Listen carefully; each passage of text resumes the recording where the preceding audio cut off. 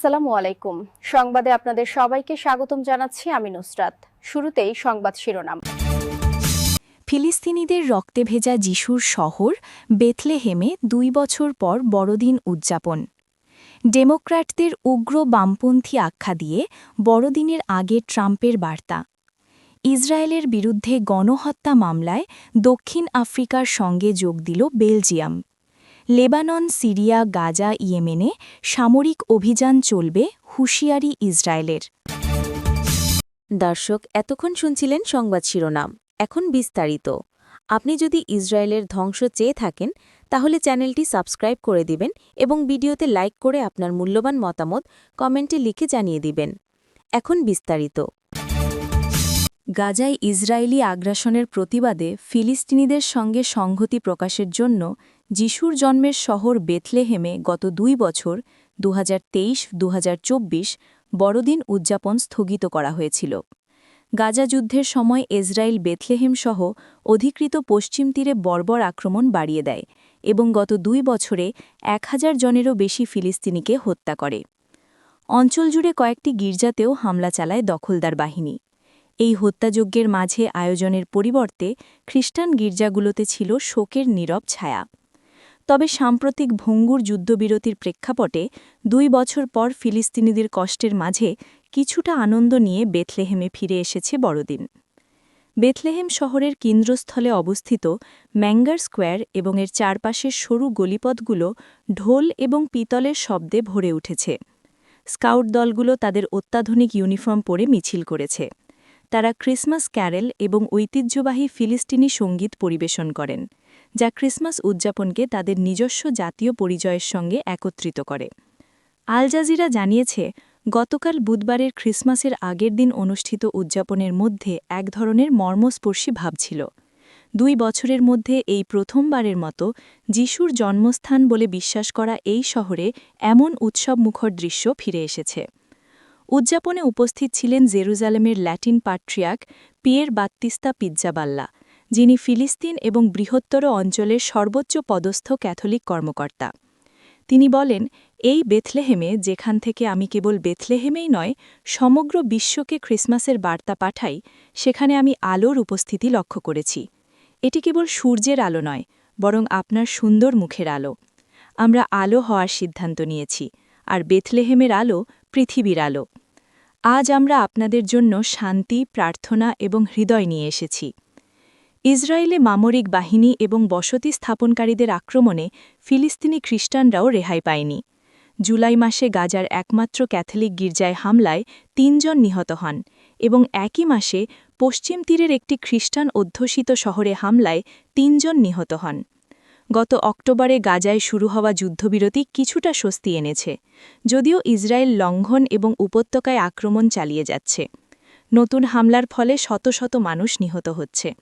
Israeli দখলদার বাহিনী অধিকৃত পশ্চিম তীরেও আক্রমণ অব্যাহত রেখেছে। আল জাজিরা উল্লেখ করেছে, যদিও ম্যাঙ্গার স্কোয়ারের মেজাজ হালকা হয়ে উঠেছিল উৎসবমুখর পরিবেশে, তবুও যুদ্ধের বাস্তবতা সেখানে অনুপস্থিত ছিল না। এদিনও ইসরায়েলি অভিযান এবং চেকপয়েন্ট অব্যাহত ছিল। উদযাপন শুরু হওয়ার কয়েক ঘণ্টা আগে ইসরায়েলি বাহিনী শহরের নিকটবর্তী ধেইশে এবং আইদার শরণার্থী শিবির থেকে ৩ যুবককে গ্রেপ্তার করে। জেরুজালেমের ল্যাটিন প্যাট্রিয়ার্ক পিয়ের বাত্তিস্তা পিজ্জাবাল্লা ফিলিস্তিনিদের দুর্দশার কথা উল্লেখ করেন। তিনি গাজা ভ্রমণের কথা উল্লেখ করে বলেন, গাজায় আমি সম্পূর্ণ ধ্বংস প্রত্যক্ষ করেছি, কিন্তু গাজার ধ্বংসের মাঝেও আমি জীবনের প্রতি এক আবেগ অনুভব করেছি। শূন্যতার মাঝেও মানুষ আনন্দ এবং উদযাপনের কারণ তৈরি করেছে। তারা আমাদের মনে করিয়ে দিয়েছে যে আমরা মানব ধ্বংস সত্ত্বেও ফিরে আসতে পারি এবং আবার পুনর্নির্মাণ করতে পারি। তিনি আরও বলেন, আমরা গাজা এবং বেথলেহেমে উদযাপন করতে সক্ষম হব। আমরা আবার সবকিছু নতুন করে তৈরি করতে ফিরে আসব। মার্কিন প্রেসিডেন্ট ডোনাল্ড ট্রাম্প বিরোধী ডেমোক্র্যাটিক পার্টিকে উগ্র বামপন্থী আখ্যা দিয়ে তাদের বড়দিনের শুভেচ্ছা জানিয়েছেন। বৃহস্পতিবার ২৫ ডিসেম্বর সোশ্যাল মিডিয়া পোস্টে তিনি লিখেছেন, সকলকে বড়দিনের শুভেচ্ছা, এমনকি উগ্র বামপন্থীদের, যারা আমাদের দেশকে ধ্বংস করার জন্য যথাসাধ্য চেষ্টা করছে কিন্তু খারাপভাবে ব্যর্থ হচ্ছে। নিজের ট্রুথ সোশ্যাল সহ অন্যান্য যোগাযোগ মাধ্যমে শেয়ার করা পোস্টে তিনি আরও বলেছেন, আমাদের আর খোলা সীমান্ত নেই। নারীদের খেলাধুলায় পুরুষ, উন্মুক্ত ট্রান্সজেন্ডার অথবা দুর্বল আইন প্রয়োগকারী সংস্থা নেই। তিনি বলেন, আমাদের যা আছে তা হল রেকর্ড স্টক মার্কেট, কয়েক দশকের মধ্যে সর্বনিম্ন অপরাধের সংখ্যা, কোনো মুদ্রাস্ফীতি নেই এবং গতকালও জিডিপি গ্রোথ 4.3% ছিল, প্রত্যাশার চেয়ে 2 পয়েন্ট ভালো। প্রসঙ্গত, ক্রিসমাসের আগের সপ্তাহে ডেমোক্র্যাটরা মার্কিন বিচার বিভাগের বিরুদ্ধে দোষী সাব্যস্ত যৌন অপরাধী জেফ্রি অ্যাপস্টাইনের তদন্ত থেকে হাজার হাজার রেকর্ড সংশোধনের অভিযোগ তোলেন। এই অপরাধীর সঙ্গী ডোনাল্ড ট্রাম্প সহ আমেরিকান অনেক নেতারই ছবি সম্প্রতি প্রকাশ পেয়েছে, যাদের মধ্যে ডেমোক্র্যাট প্রেসিডেন্ট বিল ক্লিন্টনও রয়েছেন। ফিলিস্তিনের গাজা উপত্যকায় গণহত্যার জন্য ইসরায়েলের বিরুদ্ধে দক্ষিণ আফ্রিকার দায়ের করা মামলায় যুক্ত হয়েছে বেলজিয়াম। মঙ্গলবার 23 ডিসেম্বর নেদারল্যান্ডসের হেগে অবস্থিত আন্তর্জাতিক বিচার আদালতে এ সংক্রান্ত ঘোষণাপত্র দাখিল করেছে ব্রাসেলস। জাতিসংঘের সর্বোচ্চ এই আদালত এক বিবৃতিতে জানিয়েছে, বেলজিয়াম আনুষ্ঠানিকভাবে মামলায় যুক্ত হওয়ার ঘোষণাপত্র জমা দিয়েছে। আদালত জানিয়েছে, বেলজিয়ামের এই পদক্ষেপের অর্থ এই নয় যে তারা দক্ষিণ আফ্রিকার সব অভিযোগ সমর্থন করছে। মামলার প্রেক্ষাপটে আন্তর্জাতিক আইনের বিষয়ে নিজেদের ব্যাখ্যা তুলে ধরাই তাদের উদ্দেশ্য।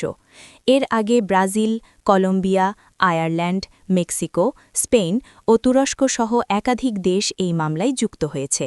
2023 সালের ডিসেম্বরে দক্ষিণ আফ্রিকা আন্তর্জাতিক বিচার আদালতে এই মামলা দায়ের করে। অভিযোগে বলা হয়, গাজায় ইসরায়েলের আগ্রাসন 1948 সালের জাতিসংঘের গণহত্যা প্রতিরোধ ও শাস্তি সংক্রান্ত কনভেনশন লঙ্ঘন করেছে। 2024 সালের জানুয়ারি, মার্চ ও মে মাসে দেওয়া পৃথক আদেশে আন্তর্জাতিক বিচার আদালত ইসরায়েলকে গাজায় গণহত্যামূলক কর্মকাণ্ড প্রতিরোধে সর্বোচ্চ পদক্ষেপ নিতে নির্দেশ দেয়। এর মধ্যে দুর্ভিক্ষ ঠেকাতে জরুরি মানবিক সহায়তা নিশ্চিত করার কথাও বলা হয়। প্রসঙ্গত, বিশ্বের গণহত্যা বিশেষজ্ঞদের শীর্ষস্থানীয় সংগঠন international association of genocide scholars IAGS গত 1 সেপ্টেম্বর গাজা নিয়ে একটি প্রস্তাব পাশ করেছে। এতে বলা হয়েছে, গাজায় ইসরায়েল যে গণহত্যা চালাচ্ছে তা গণহত্যার সকল আইনি মানদণ্ড পূরণ করেছে। আন্তর্জাতিক গণহত্যা বিশেষজ্ঞদের সংগঠনের 86% সদস্যই এই প্রস্তাবের পক্ষে মত দেন। 2023 সালের অক্টোবর থেকে ইসরায়েলি গণহত্যার যুদ্ধ অঞ্চল জুড়ে নিহতের সবশেষ সংখ্যা 70,000 ছাড়িয়ে গেছে, যাদের বেশিরভাগই নারী ও শিশু। একই সময়ে 1,70,000-এর বেশি মানুষ আহত হয়েছে। অনেকেই ধ্বংসস্তূপের নিচে চাপা পড়ে আছেন। মধ্যপ্রাচ্যে শান্তি ফেরাতে আন্তর্জাতিক মহলের নানামুখী কূটনৈতিক তৎপরতা ও মধ্যস্থতা চললেও লেবানন, সিরিয়া, গাজা ও ইয়েমেনে সামরিক অভিযান বন্ধ না করার কঠোর হুঁশিয়ারি দিয়েছে ইসরায়েল। দেশটির প্রতিরক্ষা মন্ত্রী ইসরায়েল কাটস স্পষ্ট ভাষায় জানিয়েছেন, আঞ্চলিক উত্তেজনা কমানোর প্রচেষ্টা সত্ত্বেও এই 4 অঞ্চলে তাদের সামরিক কার্যক্রম পূর্ণ শক্তিতে চলবে। ইসরায়েলি বিমানবাহিনীর পাইলটদের একটি প্রশিক্ষণ কোর্সের সমাপনী অনুষ্ঠানে দেওয়া বক্তব্যে কাটস এসব কথা বলেন। ওই অনুষ্ঠানে প্রধানমন্ত্রী বেনিয়ামিন নেতানিয়াহু এবং সেনাপ্রধান এআর জামিরও উপস্থিত ছিলেন।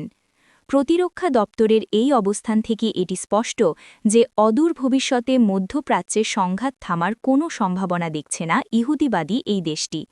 ইসরায়েলি সংবাদমাধ্যম মারিভের বরাত দিয়ে আনাদোলু এজেন্সি জানিয়েছে, প্রতিরক্ষা মন্ত্রী কাটস এটার বক্তব্যে প্রতিটি ফ্রন্টের জন্য পৃথক কৌশলগত লক্ষ্য পুনর্ব্যক্ত করেছেন। তিনি বলেন, লেবাননে হিজবুল্লাহর বিরুদ্ধে সর্বোচ্চ শক্তি প্রয়োগ অব্যাহত রাখা হবে এবং সিরিয়ার জাবাল আল শেইখ বা মাউন্ট হারমোন ও নিরাপত্তা অঞ্চল থেকে ইসরায়েলি বাহিনী কোনোভাবেই সরে আসবে না। গাজা প্রসঙ্গে তিনি আবারও হামাসকে পুরোপুরি নির্মূল করা এবং এলাকাটিকে নিরস্ত্রীকরণের প্রতিশ্রুতি ব্যক্ত করেন। এছাড়াও ইয়েমেনের হুথিরা যাতে তাদের সক্ষমতা বাড়াতে না পারে সেজন্য সেখানেও ইসরায়েলের অভিযান চলমান থাকবে বলে তিনি ঘোষণা দেন। ইরান ইস্যুতে কথা বলতে গিয়ে ইসরায়েল কাটস এক চাঞ্চল্যকর দাবি করেছেন। তিনি জানান, যুক্তরাষ্ট্রের সঙ্গে সমন্বয় করে চালানো হামলায় ইরানের পারমাণবিক ও কৌশলগত সক্ষমতার অপূরণীয় ক্ষতি করা হয়েছে। নিরাপত্তা সংস্থাগুলো ইরানের পরিস্থিতি নিবিড়ভাবে পর্যবেক্ষণ করছে উল্লেখ করে তিনি বলেন, কৌশলগত কারণে হামলার বিস্তারিত তথ্য এই মুহূর্তে প্রকাশ করা সম্ভব নয়। তবে ইরানের পারমাণবিক স্বপ্ন নস্যাৎ করতে ইসরায়েল যে সফল হয়েছে সেই দাবি তিনি তার বক্তব্যে তুলে ধরেন। যদিও ইরান বা আন্তর্জাতিক পরমাণু শক্তি সংস্থা এখন পর্যন্ত এই বিশাল ক্ষয়ক্ষতির দাবি নিয়ে কোনো আনুষ্ঠানিক মন্তব্য করেনি। উল্লেখ্য যে 2023 সালের অক্টোবর থেকে গাজায় শুরু হওয়া ইসরায়েলি অভিযানে এখন পর্যন্ত ৭১,০০০-এরও বেশি ফিলিস্তিনি নিহত হয়েছেন, যাদের অধিকাংশই নারী ও শিশু। এই আগ্রাসনের ফলে সৃষ্ট আঞ্চলিক উত্তেজনায় ইসরায়েল লেবাননের হিজবুল্লাহ ও ইয়েমেনের হুথিদের সঙ্গে ভয়াবহ পাল্টাপাল্টি যুদ্ধে জড়িয়ে পড়ে। চলতি বছরের মাঝামাঝি সময়ে ইরানের সঙ্গেও ইসরায়েলের সরাসরি যুদ্ধ শুরু হলেও পরবর্তীতে যুক্তরাষ্ট্রের মধ্যস্থতায় একটি ভঙ্গুর যুদ্ধবিরতি কার্যকর হয়।